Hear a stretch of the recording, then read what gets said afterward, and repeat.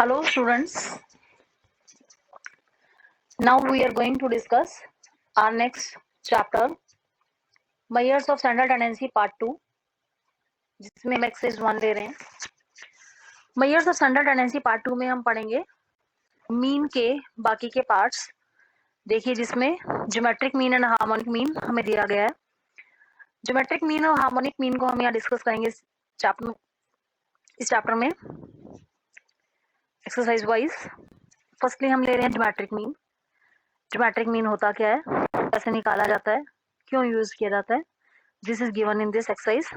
Geometric mean is a mathematical average. It is basically defined as the nth root of the product of all the n values of the variable.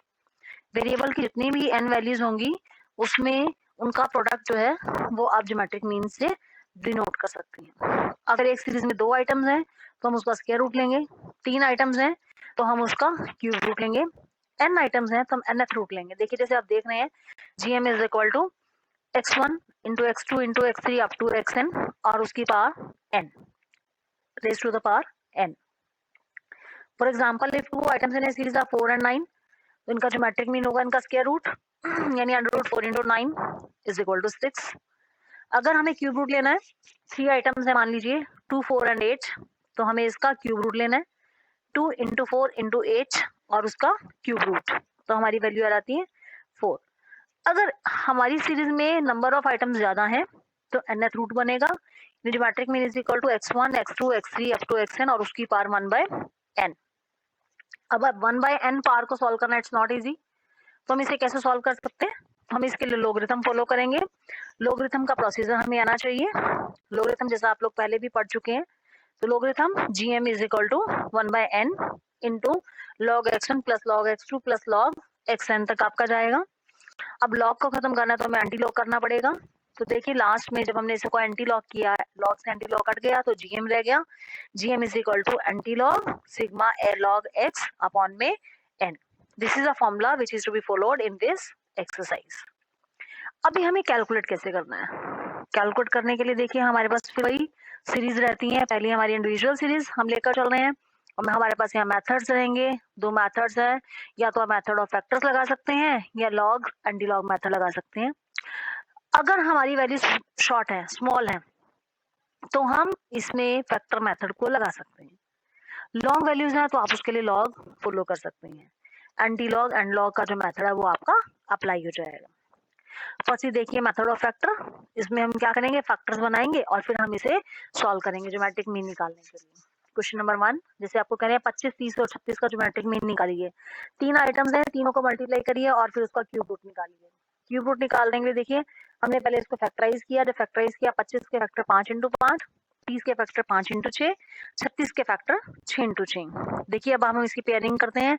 जब pairing करेंगे तो देखिए 5 3 बार है, हमें 3 3 का pairing बनाना है। ऐसे 6 3 बार है तो इसका मतलब 5 की पावर 3 इंटू 6 की पावर 3 और उस सारे की पावर 1/3। तो देखिए 3 से 1/3 पावर कट कैंसिल हो जाएगी तो हमारा ज्योमेट्रिक मीन निकल कर आया 30। This is a factor method.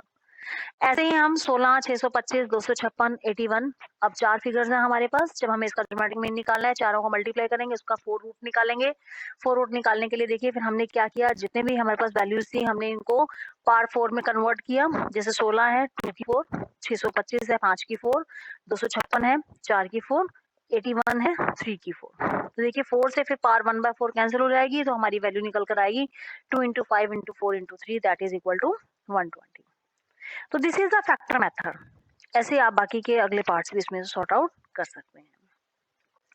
अगले क्वेश्चन में आपको 1/2, 1/3, 1/8, 1/27 दिया है। देन अगेन इसको फैक्टर करेंगे, फैक्टर करके फिर आप पावर से पावर को कैंसिल करेंगे तो वैल्यू आपकी निकल आएगी। This is your factor method, method of factors. Second method is log and anti log method. Log and anti log method में अभी हमने पढ़ा जैसे geometric mean is equal to anti log into sigma log X upon में n। इसे हम question से solve करेंगे। क्वेश्चन से सॉल्व करने के लिए हमारे पास देखिए क्वेश्चन नंबर 2 में सीरीज दी गई है 180, 190, 240, 386, 492 और 662। अब यहाँ पर हमें जो है लॉग टेबल को फॉलो अप करना पड़ेगा। लॉग टेबल को फॉलो अप करते हुए हमें इसका रूल बताना चाहिए। देखिए हमारे पास सीरीज है x, जब हम इससे log x निकालेंगे तो log x निकालने के लिए हमें देखिए जितने भी आपको नंबर दिए गए हैं उन नंबर्स का अलग अलग वैल्यू आपने लेकर चलना है। जैसे 180 दिया गया है, अब 180 में आप क्या करेंगे, देखिए कितने डिजिट है आपके पास, 180 में 3 डिजिट्स हैं। हमारा रूल कहता है 3 में से आपने पहले 1 माइनस करना है।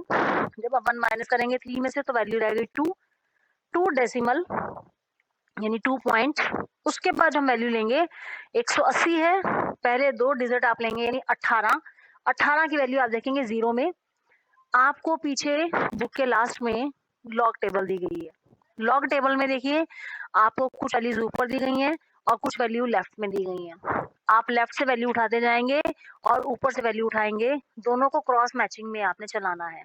जैसे लेफ्ट से फिगर उठाइए 18 और राइट साइड में आपकी जो ऊपर वैल्यूज हैं देखिए 0 1 2 3 4 से लेकर 9 तक फिगर्स दी गई हैं।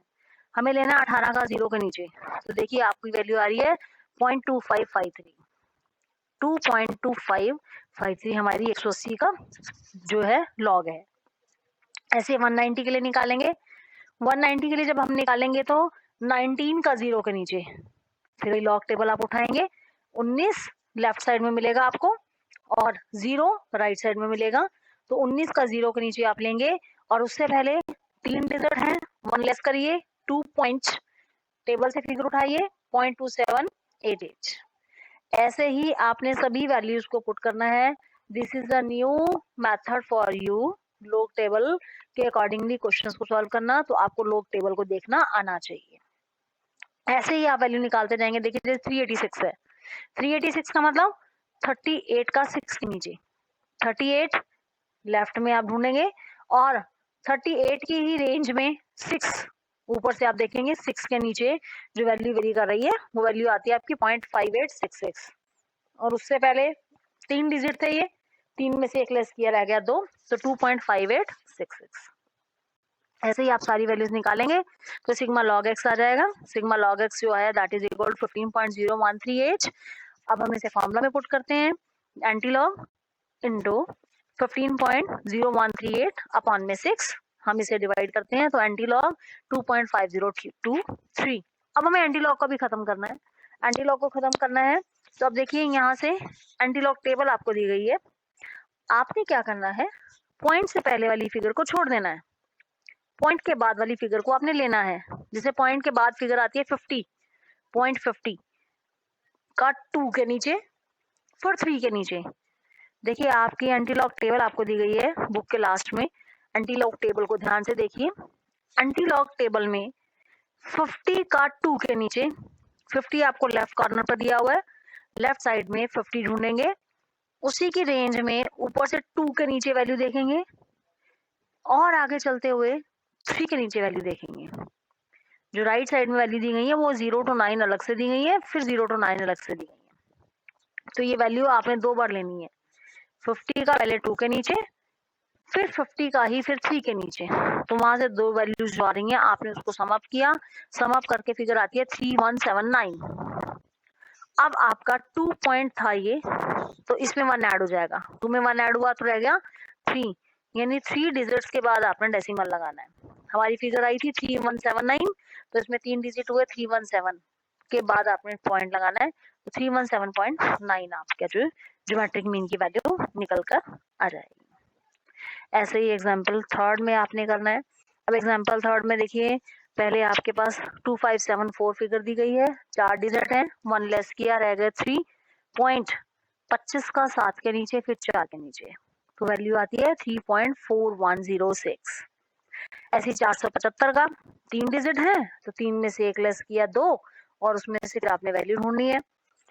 47 का अंडर 5, ऐसे ही 75 का, अब 75 में 2 डिजिट हैं, एक लेस किया तो रह गया 1 पॉइंट, 75 का 0 के नीचे।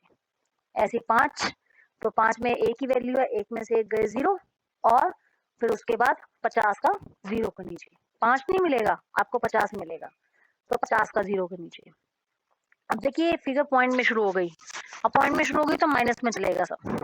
अब जो वैल्यू हम एक लेस कर रहे थे, देखिए जैसे पॉइंट से पहले आपका एक ही डिजिट है, एक में से आपने लेस किया, अभी नेगेटिव चलना शुरू हो जाएगा, तो ये -1 आ गया, 1 बार देखिए अपना लिखा गया। और 80 8 को आप 80 बनाएंगे, 80 का 0 के नीचे। ऐसे ही अगले में आपने डेसिमल के बाद चेक करने हैं कितने डिजिट हैं, 2 डिजिट हैं, तो 2 बार पॉइंट 80 का 0 के नीचे 9031। ऐसे ही अगले इसमें 0.005 है, तो 3 डिजिट हैं डेसिमल के बाद, तो 3 बार 0.6990 50 का 0 के नीचे। ऐसे 0.0009 है, 4 डिजिट है, तो 4 बार 0.9542। ऐसे अब आप इसे सॉल्व करेंगे। सॉल्व करके देखिए, फिर आपने लॉग और एंटी लॉग दोनों लगाना है। एंड लॉग और एंटी लॉग टेबल पीछे से आप वैल्यू देख सकते हैं। तो ज्योमेट्रिक मीन यहाँ निकल के आता है 1.841। तो इस तरीके से आप ज्योमेट्रिक मीन का क्वेश्चन है सॉल्व कर सकते हैं। अगले क्वेश्चन में देखिए, इलस्ट्रेशन नंबर 4 में सारी ही फिगर्स डेसिमल में दी गई हैं। तो देखिए लॉग एक्स निकालते हुए सारी ही फिगर्स में बार चल रहा है। अब यहाँ से बार को अब आप इसे सॉल्व कैसे करेंगे, देखिए सिग्मा लॉग एक्स जब इसने निकाला तो सारी फिगर्स को आपने नेगेटिव वाली को लेना है, वो अलग चल रहा है, बाकी आपका अलग चलना है। पॉइंट के बाद जो फिगर्स होती है वो प्लस होती हैं।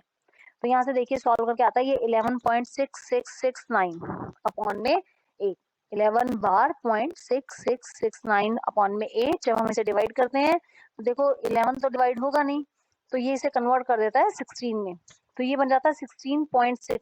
5 को हम ऐड करते हैं, 5 को माइनस करते हैं, तो जो 11 बार है वो 16 बन गया, 16 बार प्लस 0.6669 में 5 आपने ऐड कर दिया तो 5.6669 बन गया। अब हम इसे 8 से डिवाइड करते हैं, देखिए 16 बार को 8 से डिवाइड किया 2 बार पॉइंट, बाकी फिगर को डिवाइड किया 0.708 सब 84, तो हमारी जो फिगर आई वो निकल कर आपकी जो एंटी लॉग टेबल से जब हम इसे सर्च करते हैं तो 0.0511 हमारा जो है आंसर आ जाएगा।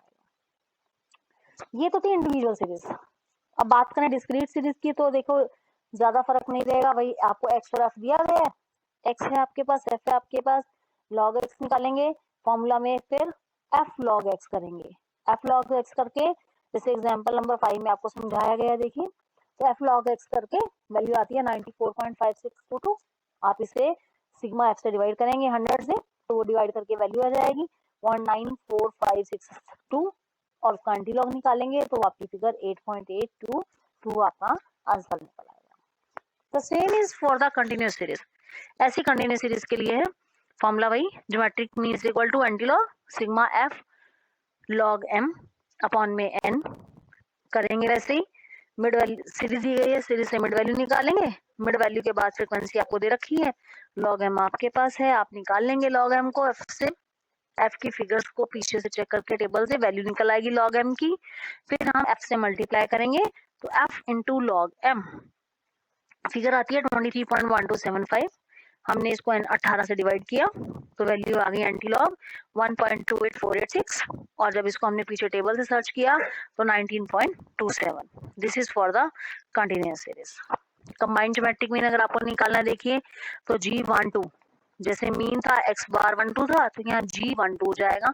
G12 is equal to anti log N1 log G1 plus N2 log G2 upon में N1 प्लस N2। तो देखिए एग्जाम्पल नंबर 7 जिसमें आपको सारी फिगर्स दी गई है, फिगर्स आपने पुट करनी है और यहाँ से आप एंटी लॉग निकाल सकते हैं। Next topic is wrong observation. अगर कोई फिगर आपसे गलत ली जाती है, तो उसका तरीका यही है, पहले आप फिगर को करेक्ट करिए, फिर उसके बाद आप सही वैल्यू को निकालिए। जैसे यहाँ से कहते हैं ज्योमेट्रिक मीन 10 ऑब्जर्वेशन का था, जो कि गलती से 16.2 निकल कर आ रहा है। बाद में पता चलता है कि इसमें एक ऑब्जर्वेशन आपकी गलत ली गई, और गलत जो ली गई वो 12.9 ले ली, जबकि सही फिगर 21.9 थी, तो करेक्ट जीएम निकालिए। करेक्ट जीएम निकालने के लिए पहले रॉन्ग जीएम निकालिए, रॉन्ग जीएम के लिए फॉर्मूला लगाएंगे, और उससे क्या होगा, रॉन्ग जीएम निकालने के बाद फिर आप करेक्ट फिगर ऐड कर देंगे और रॉन्ग फिगर आप उसमें माइनस कर देंगे। तो देखिए जीएम करेक्ट करके निकाला गया है, फॉर्मूला लगाया गया है, जिसमें 16.2 की पार्ट एन अपॉन में करेक्ट आइटम, नीचे इनकरेक्ट आइटम। हम इसे जब डालते हैं तो इसमें लॉग एंटी लॉग लगा के हम इस टेबल को करेंगे, तो यहाँ पर करेक्टेड जीएम जो हमारा निकल कर आएगा दैट इज 17.08। नेक्स्ट हमारा टॉपिक है specific uses of geometric mean. कहाँ कहाँ यूज होता है ज्योमेट्रिक मीन? बेसिकली जब हमें परसेंटेज इंक्रीज इन पॉपुलेशन निकालना है, प्राइस में, सेल्स में, प्रोडक्शन में, नेशनल इनकम में इंक्रीज को निकालना है, तो हम इसे फॉलो अप करते हैं। Geometric mean basically relative changes को निकालता है, चेक करता है। बेसिकली ये जो है special application in index number में भी यूज किया जाता है। देन जो ये एवरेज है मोस्ट स्टेबल है, जहाँ पर वेट्स स्मॉल आइटम्स ही आपको दिए गए हैं। देखिए जैसे इलस्ट्रेशन नंबर 9 में हमें ज्योमेट्रिक मीन निकालना है। Find the average rate of increase in population.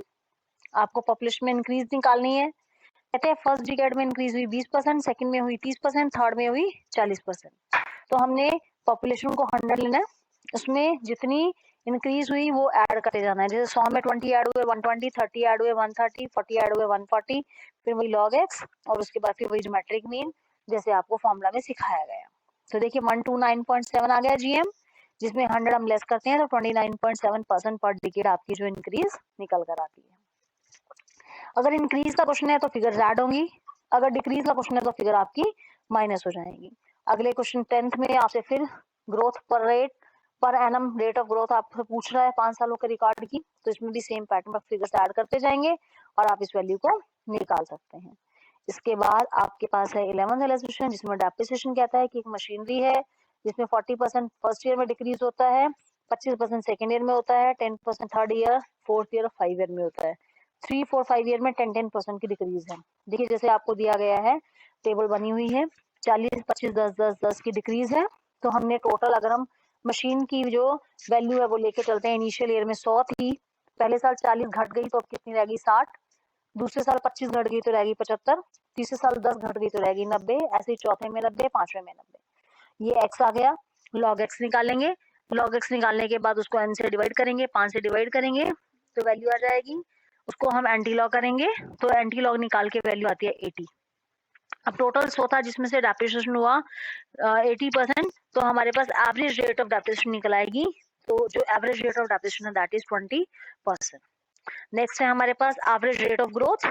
Average rate of growth जब हम निकालेंगे हम फॉर्मूला लगाएंगे P N is equal to P0 into 1 plus R की पावर n। यहाँ पर हम इसमें इसे भी लॉग एंटी लॉग से सॉल्व करेंगे। इसमें भी आपको देखिए जैसे क्वेश्चन नंबर 12 में दिया गया है, एक कंट्री की पॉपुलेशन 84 मिलियन थी 1983 में, जो कि बढ़कर हो गई 108 मिलियन इन 1993। 10 सालों में इंक्रीज रखी है। इसका मतलब टी जो टाइम पीरियड है या एन आप कह सकते हैं वो 10 है। P0 84 मिलियन है, Pn जो है 108 मिलियन है। फॉर्मूला में पुट करेंगे R is equal to rate of growth निकालने के लिए फॉर्मूला लगता है nth root Pn by P0 minus 1 का। तो यहाँ से Pn आपका जो है 108 है और P0 जो है आपका 84 है। हम इसे फिगर को पुट करते हैं, इसके बाद लॉग एंटी लॉग लगाते हैं। देखिए anti log into log 108 minus log 84 और अपॉन में 10। तो यहाँ से आप वैल्यू निकालेंगे और वैल्यू निकाल के फिर उसे 1 में से माइनस करेंगे। देखिए 2.6% जो पॉपुलेशन की ग्रोथ रेट आपकी आ रही है। Question number 13 very important question, कहते हैं कमोडिटी के प्राइस डबल हो जाते हैं 4 सालों में, तो average percentage increase per year आपको निकालनी है। तो अगेन वही n आपको 4 दिया है, P0 100, P जो n है वो 200, Pn बाय P0 उसका nth रूट। फॉर्मूले में वैल्यू पुट करते जाएंगे, पुट करके देखिए आपकी जो फिगर निकल के आती है 19% की जो इंक्रीज है यहाँ पर हो रही है। ऐसे ही आपका लिस्ट नंबर 14 आप कर सकते हैं, 15 आप अटेम्प्ट कर सकते हैं। Pattern is same. फिर वेटेड ज्योमेट्रिक मीन है, वेटेड ज्योमेट्रिक मीन जिसमें आपकी जगह W आ जाएगा, sigma W log X upon में सिग्मा W। यहाँ पर आपको देखिए क्वेश्चन नंबर 16 में दिया गया है, आइटम्स दिए गए हैं, इंडेक्स नंबर है जिससे हम एक्स लेते हैं, वेट्स आपको दिए गए हैं जिससे हम WX जो आपका x है उससे log x निकालेंगे, उसको w से मल्टीप्लाई करेंगे तो w log x आ गया और फिर हम उसको एंटी लॉग वाले फॉर्मूला में पुट करके यहाँ से वैल्यू निकाल सकते हैं। Last properties of geometric mean. Properties of geometric mean आपसे कह रहे हैं फर्स्ट प्रॉपर्टी जो product of n values of series है वो इक्वल टू nth पावर होता है, जैसे आपको पहले भी बताया। Secondly logarithm of geometric mean of n observation जो है वो इक्वल टू होता है sigma log x by n के बराबर। तीसरा product of ratio of each observation x1 x2 xn to the geometric mean is always unity, हमेशा एक के बराबर आएगा। चौथा अगर हमें ज्योमेट्रिक मीन 2 ऑब्जर्वेशन का दिया गया है और फिगर्स दी गई हैं तो हम यहाँ से कंबाइंड ज्योमेट्रिक मीन भी निकाल सकते हैं। कंबाइंड ज्योमेट्रिक मीन का फॉर्मूला भी आपको पीछे एक्सरसाइज में बताया गया है। Now the merits or demerits of geometric mean. Merits are it is rigidly defined based on all items of series, suitable for further algebraic treatment, gives less weight to the large items, it possesses the merits of the sampling stability. It is the best measure of ratio of change. It is least affected by extreme items और demerits आपकी हैं. It is difficult to calculate as one has to make use of logs and anti-log to calculate geometric mean. Geometric mean cannot be calculated unless the value of all the items are known. It may be value which does not exist in series. If any of the item is 0, then geometric mean will also become 0. Again, if one item has negative value, geometric mean cannot be determined. It is indeterminate. इसका मतलब हम GM की value को नहीं निकाल सकते. And this is all about this exercise of geometric mean. Thank you.